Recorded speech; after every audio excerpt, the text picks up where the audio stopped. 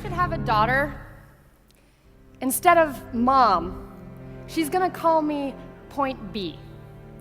Because that way she knows that no matter what happens, at least she can always find her way to me. And I'm gonna paint the solar systems on the backs of her hands. So she has to learn the entire universe before she can say, oh, I know that like the back of my hand. And she's gonna learn that this life will hit you hard, in the face, wait for you to get back up just so it can kick you in the stomach. But getting the wind knocked out of you is the only way to remind your lungs how much they like the taste of air.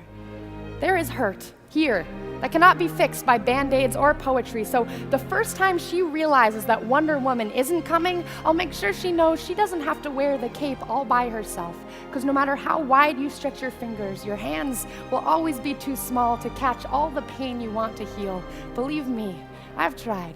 And baby, I'll tell her, don't keep your nose up in the air like that. I know that trick. I've done it a million times. You're just smelling for smoke, so you can follow the trail back to a burning house so you can find the boy who lost everything in the fire to see if you can save him. Or else, find the boy who lit the fire in the first place to see if you can change him. But I know she will anyway, so instead, I'll always keep an extra supply of chocolate and rain boots nearby because there is no heartbreak that chocolate can't fix. Okay, there's a few heartbreaks that chocolate can't fix, but that's what the rain boots are for, because rain will wash away everything if you let it. I want her to look at the world through the underside of a glass-bottom boat, to look through a microscope at the galaxies that exist on the pinpoint of a human mind, because that's the way my mom taught me, that there'll be days like this when you open your hands to catch and wind up with only blisters and bruises. When you step out of the phone booth and try to fly, and the very people you want to save are the ones standing on your cape.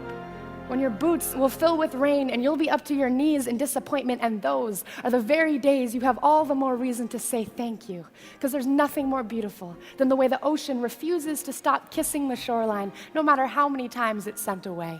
You will put the wind in win some, lose some. You will put the star in starting over, and no matter how many landmines erupt in a minute, be sure your mind lands on the beauty of this funny place called life. And yes, on a scale from 1 to over-trusting, I am pretty damn naive, but I want her to know that this world is made out of sugar. It can crumble so easily, but don't be afraid to stick your tongue out and taste it.